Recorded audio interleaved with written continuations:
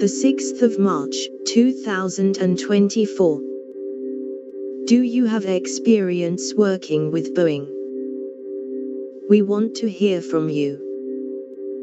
Boeing's quality control practices have been criticized after a panel on one of the company's 737 MAX jets blew open during a flight in January.